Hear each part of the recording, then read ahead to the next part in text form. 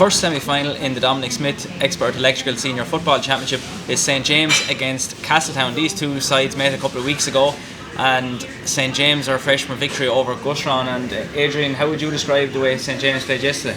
Yeah, well, they kind of shocked us starting off. They came out. We knew they'd come out hard in the first few minutes, because we've played them a few times over the last few years. Look, we probably didn't perform. We let them into it pretty easy. They got a bit of a run on us, and if the Jameses get a run on you, it's very hard sometimes to stop them. Second half, then obviously they had a big lead, 10 points up, so we knew they were going to just sit back.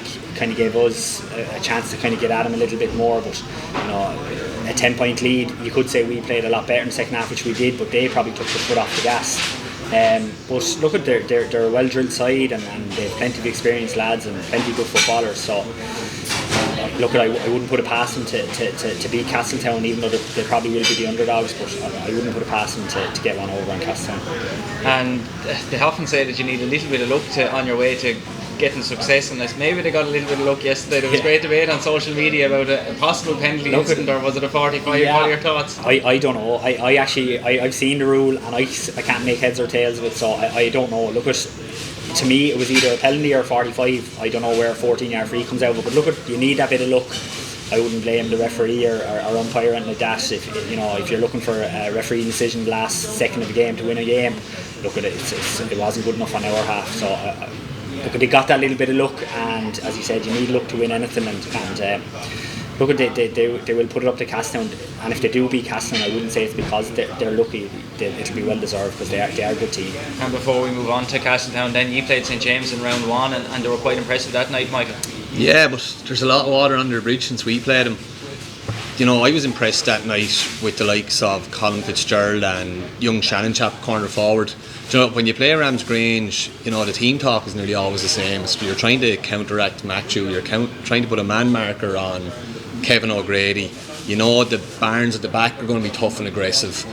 So, but as I said, there was a couple of names that night kind of stood up that caught me by surprise. I was impressed by him, the attack, and as I said, Matt O'Hanlon is in the form of his life. You wouldn't think, with the split season and the fact Wexford were back in the Walsh Cup probably, January or February, whenever they were back, that the county players might start to tire, but he seems to have found a new lease of life, and he's really lording at that midfield. So a lot will come down to, can Castletown counteract them, because if they can get on top around that area, that could be key. And from Castletown point of view, you were victorious over them in the quarter-final last year, but they look very impressive in the quarter-final yesterday. Yeah, and I've seen him twice this year. I've seen him against Shelmaliers up in Belfield, and they were poor that day. They played very defensively, a lot of men behind the ball, but that's kind of the way Castletown can be. They can be very good one day, and they can be a little bit off the next day, and to rack up a big score like they did against Clonleer, and they seem to be playing a little bit more defensive this year, just shows that they have plenty of scoring power, plenty of good footballers, plenty of lads knocking around county panels. Look, they're a very good side, and they will be fully expecting to get to a county final when they play the Jameses at the weekend. But look at the Castletown, they've plenty of experience, and I think it probably might edge it for them when they play the weekend. So. Well, we'll come back to you for a definite prediction in a minute, but Michael, your thoughts on Castletown? By all reports, I actually missed the game between Glynn and Castletown. It was one of the few I did miss, but by all reports it was a totally rubbish game altogether.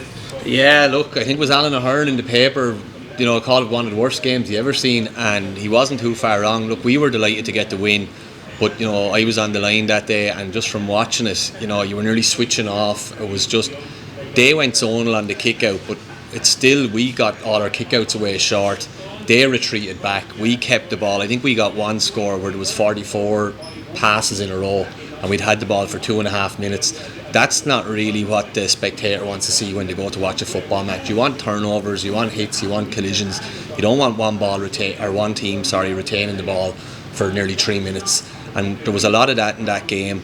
Now, the other side of it, it was torrential rain. It was a horrible day. But Castletown were poor that day, they were very, just to reiterate what Adrian was saying, they were very defensive, and by all accounts they've come on a ton. And yesterday they were just countering at speed and, you know, hitting Kyle and Erin on the break and going to town. But like when you look at the Castletown team, like I would say they have the highest number of representatives on the Wexford football panel. You probably know, but you've the two Brooks, you have Conor Carty, both midfielders. Ben Brosnan goes without saying, sure, one of, you know, Wexford's longest serving players. So there was no for them to score 1, 3 or 4 that day against us, you know, it shouldn't really be happening because they have quality all over the pitch. And one thing that Robbie Brooks mentioned to me in an interview on Sunday, Adrian, was the fact that they got to a hurling final, which meant they were hurling a little bit longer, whereas St James were beaten in the group stages. They were finished their hurling. The Shelmaliers were finished after the quarterfinals in the hurling, and the other team, St Anne's, were finished after the quarterfinals in the hurling as well. So the extra couple of weeks that Castletown have been behind, they seem to be catching them up now. Yeah, and that's probably a lot. It's similar with a lot of clubs that, and as you can see, as the championship is progressing, a lot of teams are getting better and better, and Castletown will be one of those teams. Castletown are probably maybe trying out, you know, different kind of systems. They maybe playing defensive one day to see how does that get on, but they can also turn around and go the other way and play an attacking brand of football if they want. But as you said, yeah, as the weeks go by, Castletown will get better, and look, they'll be fully confident going into the weekend. So what is your prediction then? I'd love to look at the James. I know they're a neighbouring club and they knocked us out, you know, but I like the James, and I really do hope to win, but I can see Castletown winning this by 7 or 8 points, and that's no disrespect to the James. They're a very good side, but I think Castletown are just are a step or two above them, well above them, personally. Michael?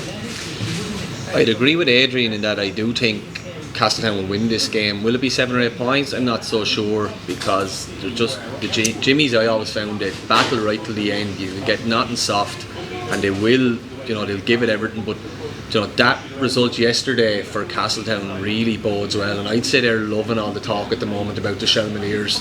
I'd say they're licking their lips for a shot at them in a final, providing the Shells beat the Anns. So I would give Castletown the nod, but maybe by 3 to 4 points.